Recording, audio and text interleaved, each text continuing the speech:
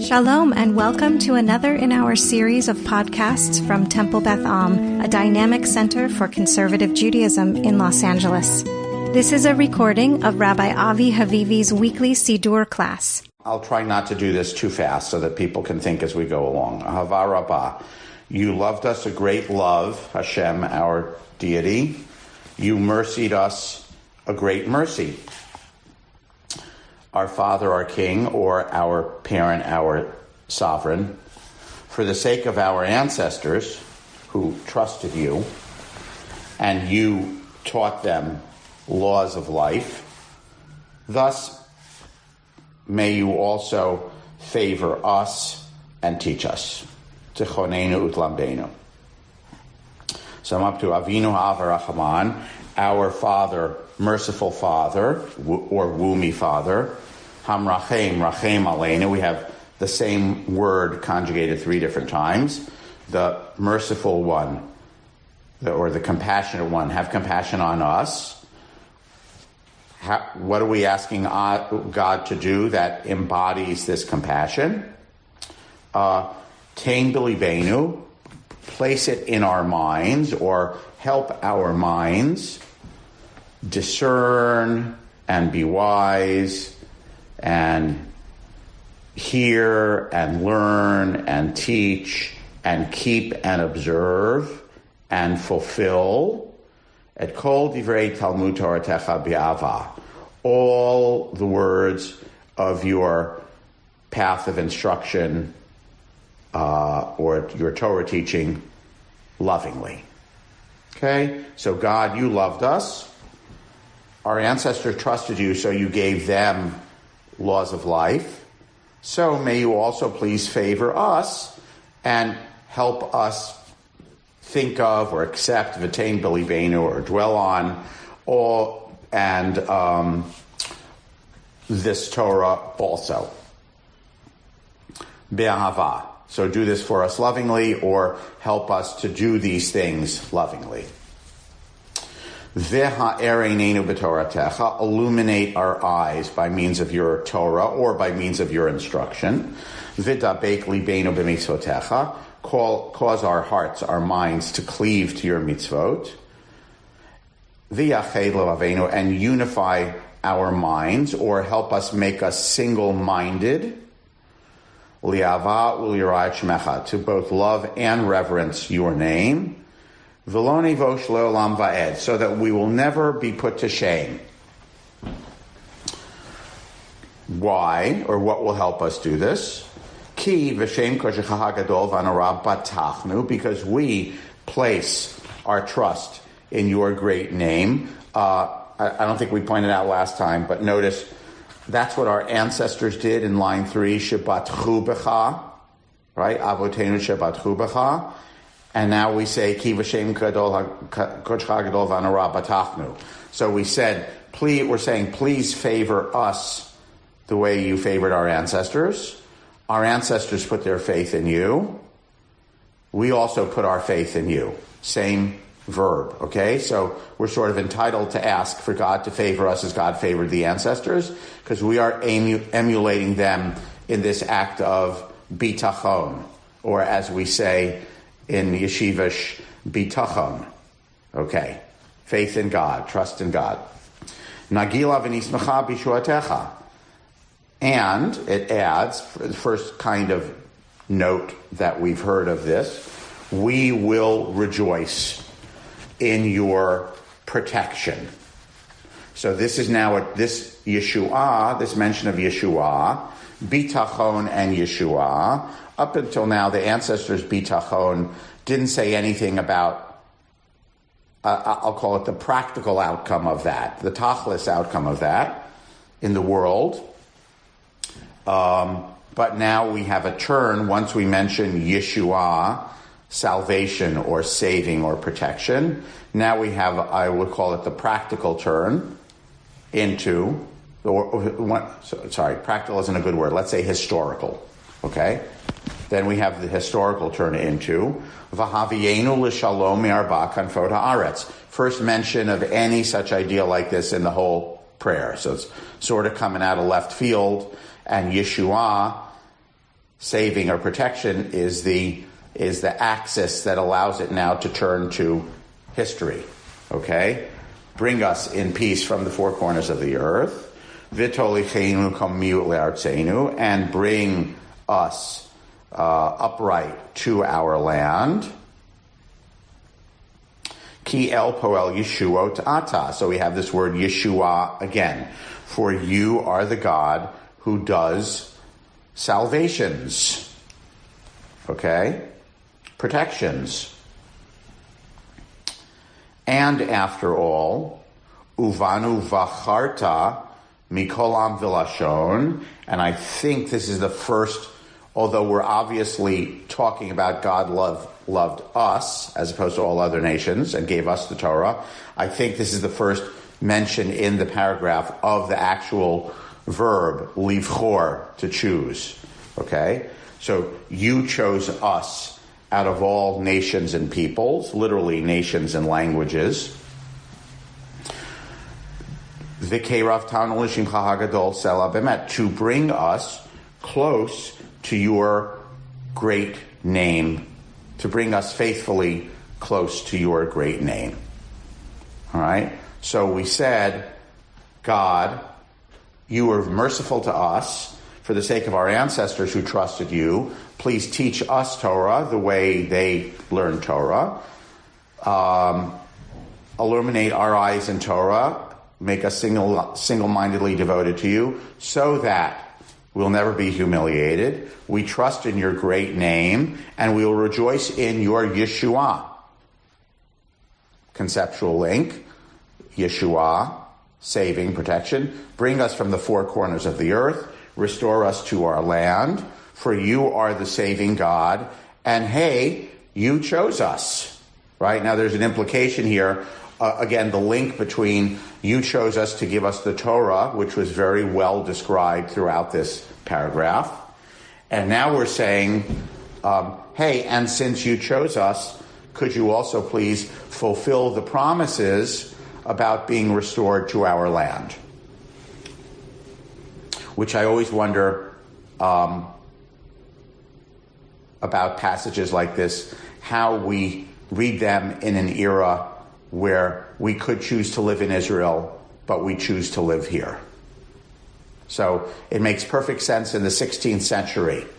And in current times, if you live in Israel, it makes perfect sense also. I just wonder how it resonates with us who choose to live here in the diaspora. In a Zionist era, we still choose to live here. Just want to point that out. So bring us you chose us to Vikei Ravtanu, and bring us close to your name. Lehodot lecha, to thank you or acknowledge you. Uliachedcha be'ahava, and to unify you lovingly. That's literally what that means. And I'm not sure. Trying to think, what is the pshat, the simple manifest meaning of when we say to God, we want to unify you. I guess the pshat means we're going to say that your name is one, like in the Shema in the next line, and certainly there are all sorts of Kabbalistic interpretations of, we're the ones who, all sorts of Kabbalistic things about, unifying the masculine principle with the feminine principle. It's all over the Zohar and Kabbalah that, God is in separate parts and discombobulated in the universe, and it's up to us to help pull God back together. That would probably be a Kabbalistic interpretation. Baruch Ata Hashem habocher b'amo Yisrael be'ahava. And this wraps it all together very nicely because it puts together bocher, chosenness, which is obviously what it's all about, but it's not mentioned until 3 lines before the end, that verb, and ahava, which is what it starts with. So certainly there's mention of bring us to the land, but it starts out with, and it's mostly about Torah. So the prayer, by the way, is called Ahava Rabbah. Sometimes it's actually called Birkat HaTorah also. the Torah blessing. So if someone said, what's Ahavah Rabbah about? We could say it's about the Torah, God gave us the Torah, or we could say it's about God's love for us, as evidenced in the Torah, or in the context of Yotzer, the first bracha about God of the universe, if we talk theological terms, and this was best articulated by the theologian early in the last century, Franz Rosenzweig. One aspect of God's relatedness to us is is creation, that's Yotzer, and another aspect of God's relatedness to us is revelation. So where do we find God's hand? Where do we find God in the world? One way is through nature, that's blessing number one. A second way is through revelation, which in this bracha is evidence of God's love, not God's burden, not God's strictness, not God's demand, but God's love and God's relatedness to us. God relates to us lovingly by giving us the instruction guidebook. That's what Ahavah Rabbah seems to me to be about. So I will now pause for a question, comment, things you've been holding on to the last few weeks. Larry, unmute. Yeah, I have a couple of comments. But they're related questions for you about the history of this prayer and the fact that we know that there's a different prayer said in Mariv. Yeah. That's the same similar themes. However, I have a theory that I don't have any proof for. This is actually an amalgam of two brachot or two different prayers. This is a mashup. And I think that the first part about Ahava is very clear. It's similar to the Mariv prayer. It's about loving God and God's love for us, leading into the Shema in the first paragraph of the Shema. That seems to be clear. But then we get starting with the V'yachei Levivenu, which is also the unifying, the oneness, make one our hearts, right? But then we get this, what I find very strange reference to shame, the lo nevush, and the lo nevosh, which I know you've talked about, you've tried to explain. It just seems to me to be completely out there. And then we get the business of Yeshua and about choice, about being chosen, and about exile, because to be back from the four corners means we're already dispersed. These are all very different ideas, completely different. And it strikes me that was probably a prayer, whether it was a bracha or not, on its own. And in the end, the ending of the blessing is quite different than in the evening, because it says habocher, so it's about choosing, whereas in the evening, the ending is simply ohev amo Yisrael. Right, although you're a little ahead of us because we haven't read the evening bracha yet, but go ahead. But I think you talked about the fact that the Sephardim don't do the same prayer, and we do two different prayers. So obviously there was a divergence in the history of which of these prayers we say in the morning, which we say in the evening. So it just seems to me that there is a big division starting at V'yachei Levivenu, and I hypothesize that this was not written as one prayer, but written as two prayers with two completely different themes. But I have to study it, which I'm not capable of doing it, so I'm in your hands to tell me whether there's any evidence of that at all. Well, my answer would be, I believe the bracha as it stands is already there in the first Siddurim that we have from 800 and 900, the years the 9th century and the 10th century. So I do not believe we have any evidence of your hypothesis. And your hypothesis, I just want to point out, is an approach. There are psalms, let's just say, where there's a change of mood or a change of direction in the psalm. And some readers, some modern scholars, tend to say, well, this must have originally been two things that were put together. And other people tend to say, well, maybe that's an easy out. That's the literary easy out. And maybe it makes it harder for us as the reader to say the poet or the author had a complex thought process and was not following the prompt, please write an essay about one thing and one thing only.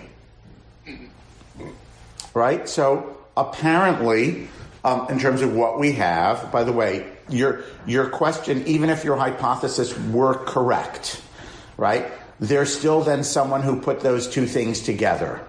So there's still someone who thought that this belongs together. You loved us, you gave us the Torah, all right?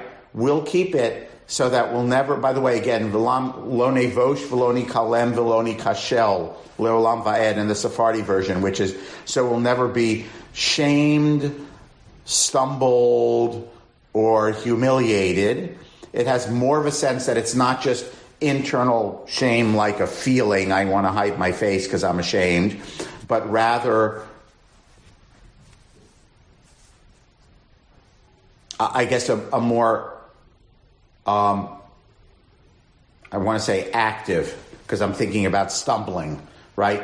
Meaning, we'll always have a guide. If we follow Torah, we'll always have a guide, right? We're never going to say, I'm ashamed of what I did. I'm ashamed of being Jewish. I don't know what to do, right? You gave me an instruction book, which gives me a sense of integrity and confidence, right? And it's not just a sense of, I'm trying to make it not just a sense of, but that I'm able to enact life with integrity and confidence rather than enacting life by saying, I did the wrong thing, I don't know what to do. I don't know, I'm not sure where I am now. But yes, and this author connects it to salvation and bringing us to the land. If you really chose us, God, again, I read it as, okay, if you really chose us, God, then bring us back to the land. Let's not just have it be Torah. Right? This is part of the package. By the way, we know historically from the Bible, it is part of the package, right? God chooses the ancestors and says to them, you walk in my ways, and I will give you this land. Okay? It's an important part of what the promise is.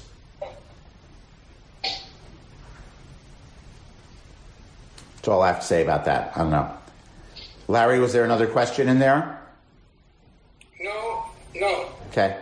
Let's look at the evening bracha.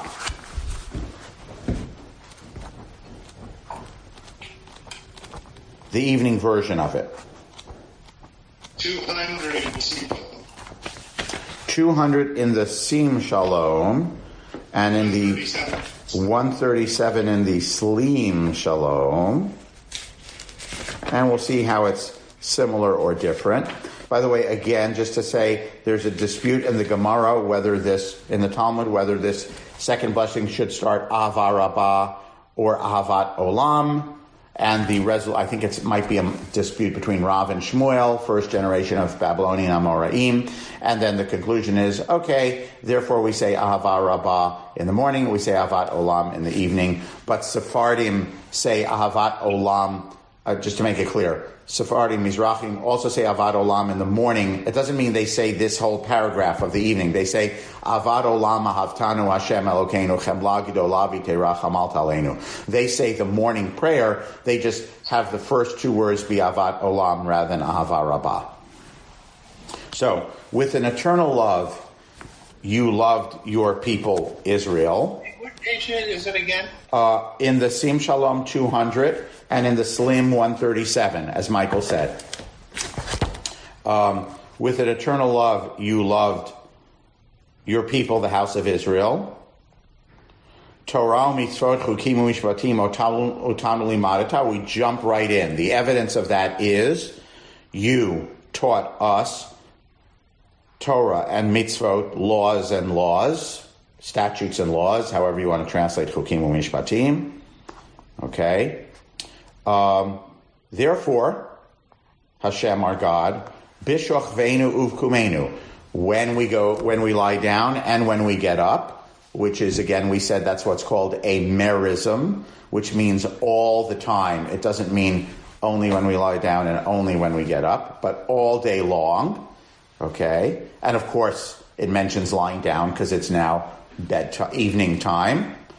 We're going to go home and go to sleep. So all the time, at night and by day, when we go to sleep and when we rise up, nasiach bechukecha. Nasiach means to sort of mull over or talk about. Okay? May we, here it translates as think of. Okay. Sort of means mull over, talk about, meditate on. In modern Israeli, it actually means converse. Okay? So let us cogitate and discuss your chukim, your laws. V'nismach, and let us, I'm going to turn back to the morning one so I can comparison. Okay, right? Remember we said, Nagila v'nismecha bishuatecha. May we rejoice in your Yeshua, your salvation. Here that we have rejoice again, v'nismach, but we're rejoicing in Torah and mitzvot forever. Okay? So God, you loved us, you gave us the Torah and mitzvot, therefore let us meditate on them. So what's missing here? Nothing about ancestors, right? Nothing about salvation or the land.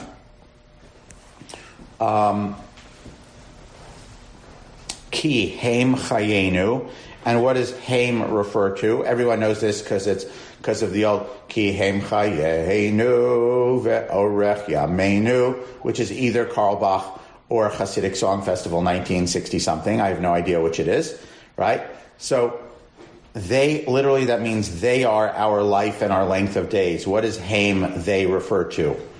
It's divrei Toratecha umitzvotecha. For the words of your Torah and your mitzvot, they are our life. And orech yameinu, the length of our days, which sort of means they are our long life. Which is curious. Obviously, it means they are the source of long life. Okay, they will give us long life. But literally it means for they are our length and length of days. Uvahem nehege yomam valayla. So nehege is like nasiach, and it means to articulate or murmur or articulate. Okay? So let us speak about them in simple thought, day and night. So this takes us back to shochveinu uvekumenu. And I managed to throw in merism, so now I'll throw in the other thing, the one that Rabbi Rambam always likes to talk about, chiasm, right, which means A-B-B-A. Notice we have b'shochveinu uvkumenu when we go to sleep and then we wake up. And may we dwell on then yomam valayla. So we have night, day, night. Everyone follow that? If you followed that, nod your head so I know that at least someone followed it. When we go to sleep and when we wake up, learn it by day and by night. Again, which is a way of saying all the time. Ve'ahavatcha, and your love. Do not remove it from us ever. Olamim. Baruch atah Hashem, Ohev Amo Yisrael. Very simple closing, right? So Ahavat Olam, Ohev Amo Yisrael. Middle of the paragraph, what is the evidence of the Ahava? Is you gave us the Torah and mitzvot, and we say this is what gives us long life, and may we learn it forever. So I would actually say, sort of in keeping with Larry said, Larry's objection to Ahava, morning Ahava Rabbah being such a meandering or complicated paragraph, that this the nighttime version is a much clearer, simpler, if you want, cleaner articulation of this idea of God loves us, and the evidence of that is Torah, therefore let us keep doing Torah. It's a much more it's a less bumpy, less complicated paragraph. Does everyone see that? Nothing about salvation, nothing about the land, there's nothing about the ancestors. You loved us, you gave us Torah, let us do Torah. And it closes with, again, Ohev Amo Yisrael. This is evidence of love for us. By the way... passion, which you translate as woominess all the time. That's also not here. It's not here. It's just Ahava. Correct. Love. I also want to point out we have a recurring word, which is Olam. We have it 3 times. Ahavat Olam, eternal love. Let us rejoice in your Torah, le'olam va'ed, forever. And v'avatchalta shemenu le'olamim, forever. And Siddur commentators commonly say about something like this, they say, well, the difference between Mariv prayers and Shacharit prayers, nighttime is a time of, heading into nighttime is a time of anxiety, fear, right? It's easy to feel good in the morning. You wake up, you say the sun is out, the flowers are blossoming, it looks beautiful, okay? And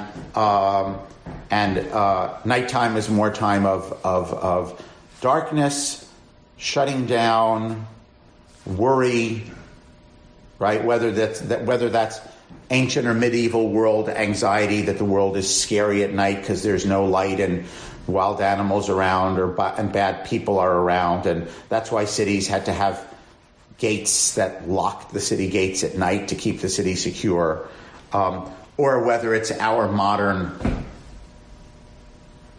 I hear about this all the time as a psychiatrist, people who lie in bed at night being anxious and ruminating. So one way or the other, whether it's for practical, physical reasons or for psychological reasons, nighttime is more a time of less obvious, maybe trust and optimism can be harder, let's put it that way, psychologically.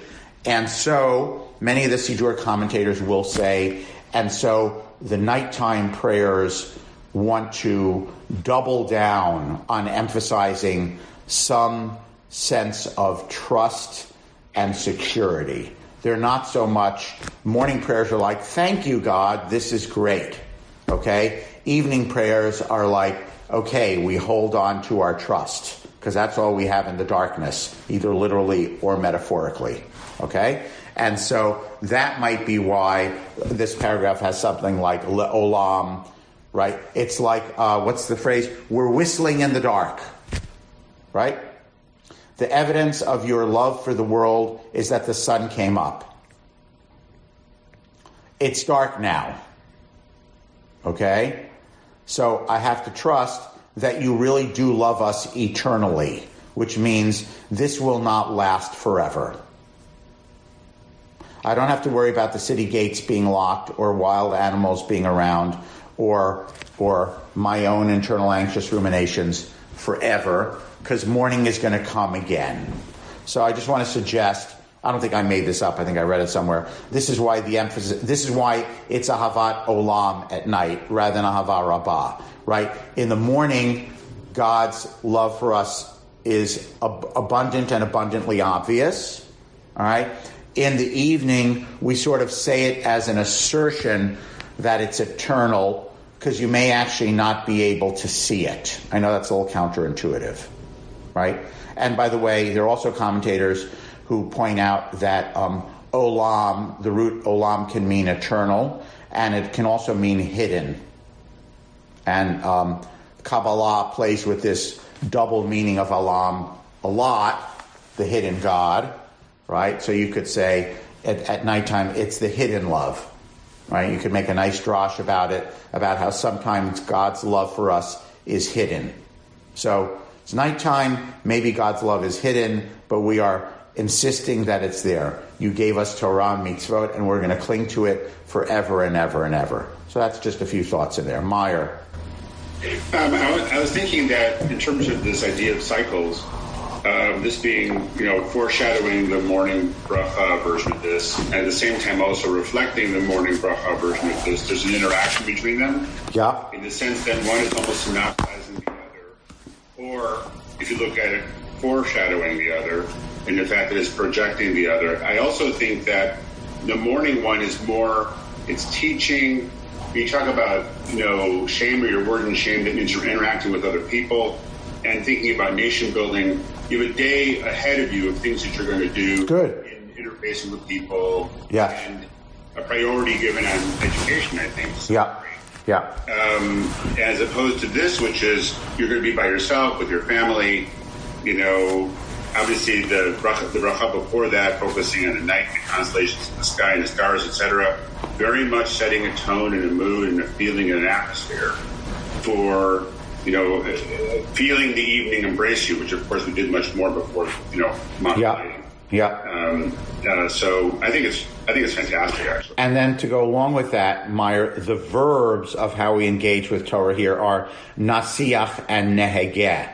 So during the day, we're going to go out and we're going to do and we're going to teach, right, and the nation building. But at night, all there is your cogitations, right? It's kind of your thoughts. Whether you review your day, you think about what you're going to do tomorrow, but you're not actually doing anything at night, right? You're more, I don't want to call it passive, but you're not active out in the world, and you might be more in your head, okay? And that's what we're doing. So it doesn't say go out and do the mitzvot now, right? Or teach. It says we will nasiach and nehegeh, right? We'll talk about or cogitate on, okay? Which is more of a evening kind of activity. The other thing I just want to reiterate, Meyer mentioned this, but I want to sort of flesh it out, is this the evening version of Ahava, which is about the cycling, right, fits very nicely after the evening version of the first bracha,